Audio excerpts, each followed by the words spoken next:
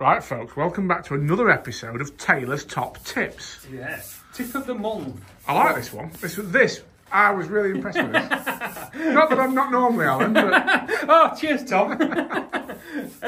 Basically, all we've got here, we've got landing nets. So, when you get your landing nets, most of them are 3-piece, some are 4-piece, some are 2-piece.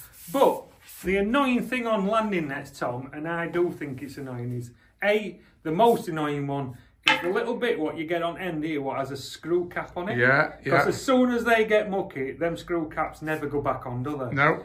Next one is the one where you get that little plastic sleeve what goes They over never the top. come off, do they? They never come off.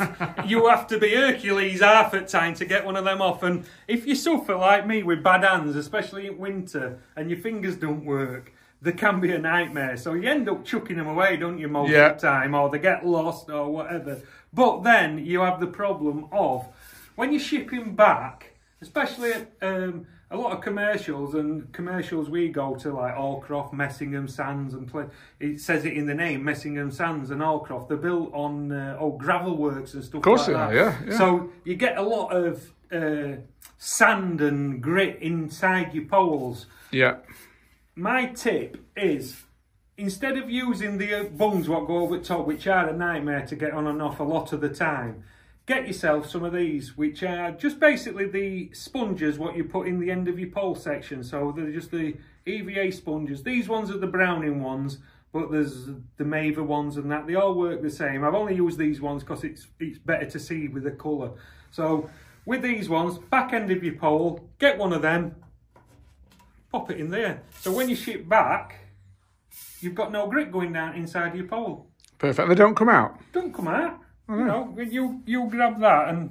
Yeah, it's in there, and it's not having to really pull to get it out, put it that way. Yeah. So, while you're fishing all day or whatever, that's not, they don't come off as well because they fit flush to end of your pole, so you can hardly tell that they're on it. Yeah. But when you're shipping back up on gravel banks or wherever, it don't matter where it is, canal, if it's bushes behind you, it's a nightmare. And some of these landing net poles now cost a fortune, don't they? They're upwards of 200 quid for a landing net pole. So we need to look after us kit. So instead of scraping it back into mud and chipping end of your section, because we do loads of them as well. You know, people bring it and say, oh, my pole's all chipped at end. So we end up cutting a bit off for them and tidying them up. But just get, for the sake of 3, 4, 5 quid, whatever they are, for a EVA sponge nose cone for a pole section, just get one and put it in back end of your landing net pole. Saves you chipping your pole, saves all the gravel, because